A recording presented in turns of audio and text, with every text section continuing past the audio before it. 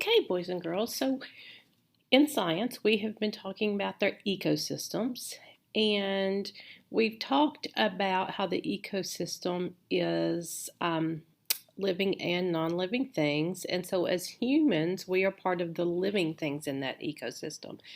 And we've talked about habitats and all of those things. We are going to now talk about how we as humans have an impact on our ecosystem. And we have a positive impact and we have a negative impact. We do things that are good for our ecosystem and we do things that are bad for our ecosystem. So let's work on an anchor chart together to help figure those out. Today I have my paper turned with the holes on the left because we are going to be writing some words. So I figured the lines would be better. All right, I want you to take your pencil and just draw a line right down the center of your paper. And then we're going to draw a line across on the top line, and we're just going to make a T, a big T. All right, and actually I'm going to bring that up a little bit. All right, so let's talk about the positive ways that we impact our ecosystem. And we need to give it a title. So let's come up to the top and let's write human impact because we have an impact on our ecosystem. Human impact. All right, one of the positive things we can do is to plant trees. So we know that trees get cut down a lot. But anytime we can plant more trees, that is a good thing for our ecosystem. Something that we can all do, you and I, picking up litter. Anytime you see litter, and I especially love it when I see boys and girls here at school, and if they see something on the playground that needs to be picked up, they do that, and that is making a positive human impact on our ecosystem. We can recycle. Some of you at home may recycle aluminum or paper. Here at school, we have two huge big recycling bins that anytime we don't use paper, it goes right in there and becomes recycled. We can plant plants. That's hard to say. We can plant plants to help our ecosystem. We can dispose, and the word dispose means to get rid of. We can dispose of trash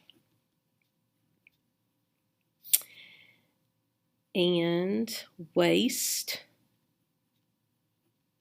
properly.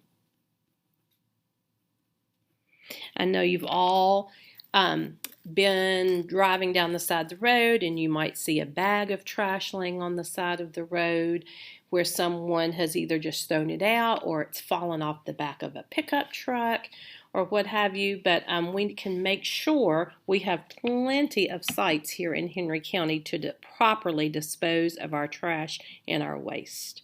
So these are all ways that even you as a fourth grader can help to take care of our ecosystem. Now, unfortunately, we have a negative impact also. So let's make our negative column. And the first one we're going to write is spraying pesticides.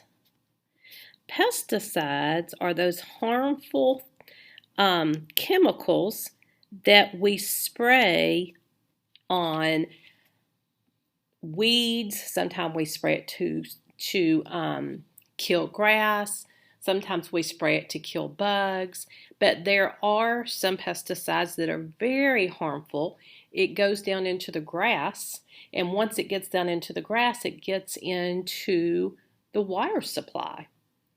And so that affects us as the water we're drinking, even though it gets filtered, but it affects the drinking water of our animals.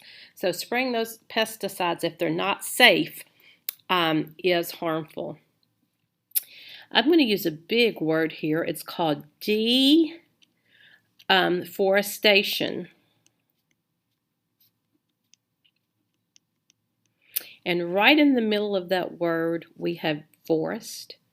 So deforestation means cutting down forests. Now, I know that it's important for us to sometimes cut those trees down because we have to have lumber and we have to have places to build. But if you're going to cut them down, good, responsible companies will come back and plant more in their place. So if you're cutting them down and planting more in their place, then that's not as harmful.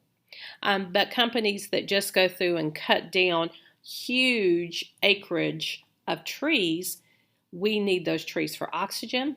Our animals need those places for food and shelter. So anytime they're cutting those down and not replacing them, that is negative. So another one is hunting endangered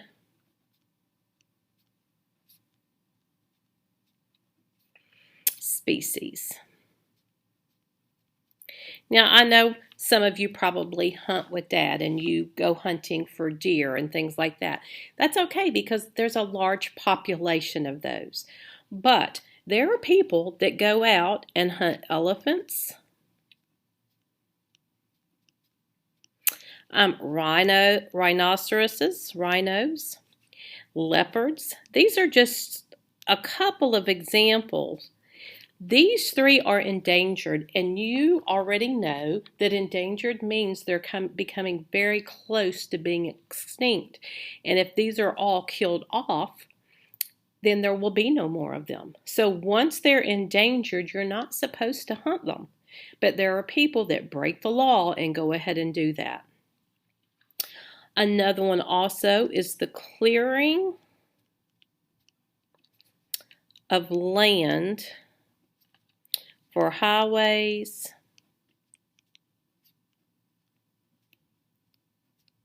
and buildings. And while I know that it is important, and sometimes you have to have highways and new buildings, and in order to do that, you have to clear the land. Sometimes it is a necessity, but not always. There could be some alternatives to that. But anytime they clear a path for the highways and the buildings, they're getting rid of much needed land for animals to live on and for vegetation. So that is a negative impact that we have on our land. This one we've talked about the positive, but the negative would be littering and trash burning. Now, trash burning is negative because when you burn trash, a lot of times what goes up into the air is harmful substances that then pollute our air pollution. So we have a list of positive and we have a list of negative. And what I would like for you to keep in mind is that even as fourth graders, be conscientious, pick up your litter, recycle, dispose of your trash properly, don't litter. All of these things, if you see mom and dad having to spray plants or weeds or whatever, ask them if that pesticide is one that is safe or if it's harmful. So I hope that you're making choices to have more positive impact than you are negative impact so that our ecosystem can remain nice and healthy. I would like for you to take this now and put it in the science section of your binder, and I will chat with you guys later.